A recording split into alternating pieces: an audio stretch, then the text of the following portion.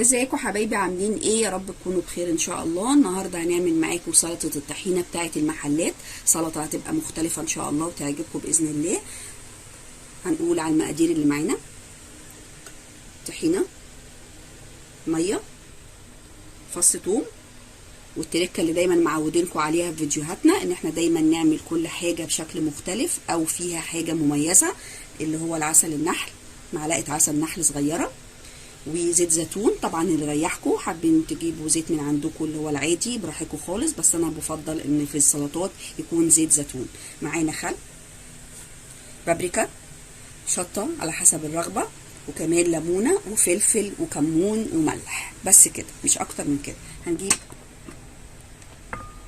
الطبق بتاعنا اللي هنعمل فيه، هنحط عليه طحينه، نحط فيه كده الطحينه بتاعتنا كلها. طبعا بتاعه المحلات بيحطوا عليها دقيق، بس انا هنا هنعملها بالطحينه الخام بتاعتنا الجميله المميزه، لان طبعا في بيتنا فلازم نعمل حاجه تكون موزيه ويكون كمان بشكل مختلف خالص. بس انا اقصد بتاعه المحلات اللي هي بتبقى تقيله، عشان احنا ساعات بنعملها خفيفه، فاحنا هنعملها المره دي سلطه المحلات التقيله.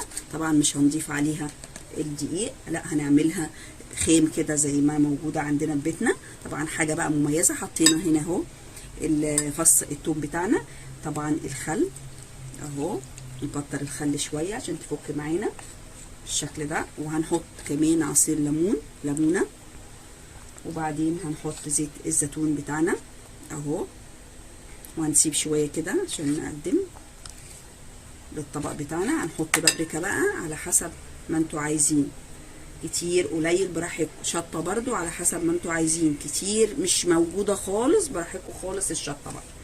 هنحط معلقه العسل النحل اللي هي الصغيره.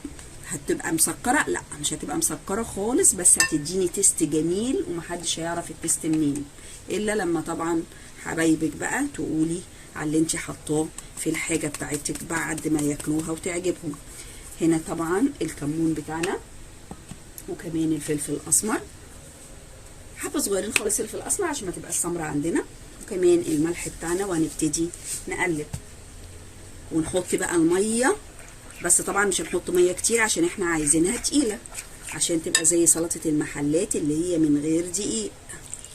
هما بقى بيتقلوها عشان ما يحطوش سلطه الطحينه كتير، يعني ما تبقاش مكلفه، يعني بالمعنى ما تبقاش مكلفه عندهم، فيحطوا عليها دقيق وبعدين يبتدوا تبقى تقيله يعني من الطحينه. لكن احنا هنعملها من الطحينه فعلا وتبقى تقيله زي بتاعه المحلات، بس ساعتها تبقى طحينه.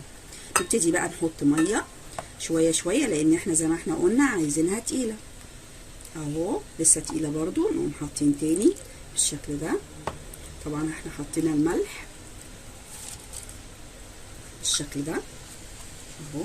بصوا لسه القوام بتاعها مش زي ما احنا عايزين، لانها كمان لما بتقعد شويه بتتقل تاني، فتبقي عامله حساب الموضوع دوت اهو. نحط شويه كمان اهي. كل لما تحطي عليها الميه بتفتح، بتديكي الفتحان اللي احنا بنجيبه من بره اهو بالشكل ده.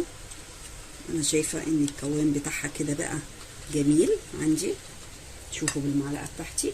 طبعا حسيناها خفيفه شويه ولسه عايزين نتقل، هتحطوا طحينه عادي.